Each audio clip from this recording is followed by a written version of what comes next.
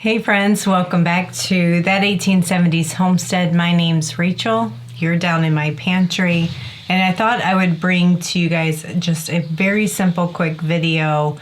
I get so many questions anytime I open up my freezer and people see mason jars frozen with contents in there. And like, I thought you couldn't freeze your glass jars. I'm not sure where that myth, it's a myth.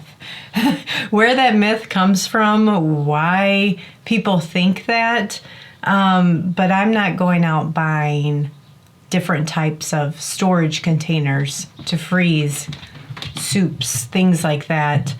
I do a lot of leftover, like freezing in my jars, or if I don't have enough, like I've preserved something, I don't have enough to run a canner, I'll throw it in the freezer. So I thought I'd bring to you guys the truth. We'll bust the myth, and I'll show you guys all the different varieties of jars with different frozen contents and give you the one thing that you need to keep in mind so you don't have any breakage. I've never had a jar break freezing anything in my freezer, and I think that's what people are most worried about. So let's get down here, let's look at some jars, talk about them, and then I'll pull the jars out of the freezer and show you what I have frozen in jars. So you have your regular mouth jar, it has a neck on it.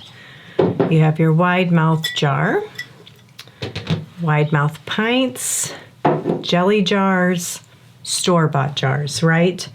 So the nice thing is, even on Mason Ball Company's website, they give you instructions on how to freeze in jars. They do not recommend freezing in regular mouth jars. Just because you are, as things freeze, they expand, and you can put pressure on that neck. I do it though, so I'll give you tips around that. And on the,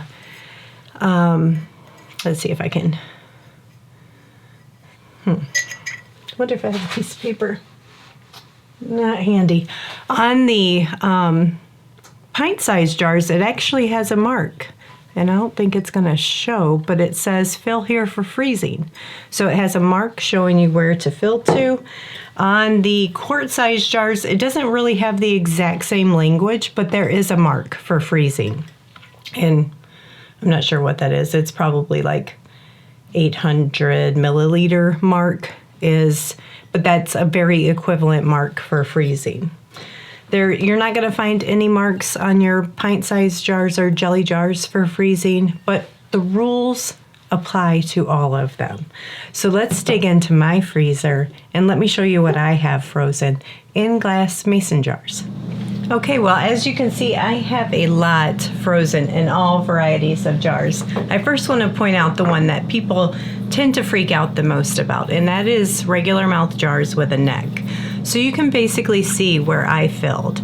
I filled here liquids and things like that. If it's not solid, things like meatballs, if it has any liquid to it, it's always going to expand when you freeze it. So as long as you, I would say, fill to that last mark line. What is that? 20 ounces? I can't tell. Yeah, 20 ounce mark or so. This is a, store-bought pasta sauce jar. But that is turkey broth, frozen. And same thing in this one, turkey broth frozen. You can see again, I just leave myself plenty of room. On regular mouth jars, I'll go conservative with about between 1.5 and 2 inches. On regular mouth jars, oh, here's a big old container of gumbo, and you can see how much it really expanded in there. So gumbo is frozen. Let's see, on the, now these are wide mouth jars, and I probably filled to about right here. So I would go 1 inch to 1.5 inches. So probably right at where it just kind of starts to roll on the jar. Milk. So we have milk is frozen in regular mouth. This is not a wide mouth jar. I do the same thing. Leave myself, just go right to where that neck is starting to roll. What else do we have? Oh, lots of oils. So this is oils, my chive oil. So when I make up a huge batch of chive oil, I'll freeze the jars that aren't being used at the given time. And oils freeze good with your preserved herbs. This is strawberry rhubarb juice. Whoo! I really pushed the limit on this one. This one really expanded. So I can see it's like right below that little ring right there. And, but yeah, like I said, I've never had anything break on me. Just following that simple rule. Don't go beyond the rule of the neck, wherever that is on your jars. You know, there's tons of creams of mushroom soups. You can kind of see the fill line after it's frozen. And I freeze in store-bought jars all the time. This is probably some kind of dip. And this is our tomb, and it's frozen.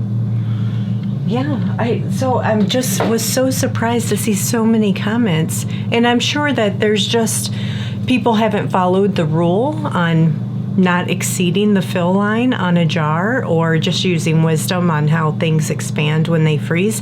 And they've had a lot of breakage, and that's where the myth comes from. But guys, you can totally do it. You do not have to go out and spend money on freezer containers. You have all your reusable, you know, ball and mason jars or store-bought jars laying around. Use them. They work great unless you drop them out of the freezer. That would be the only thing to worry about. This looks like it's some kind of good soup I should eat that I didn't label.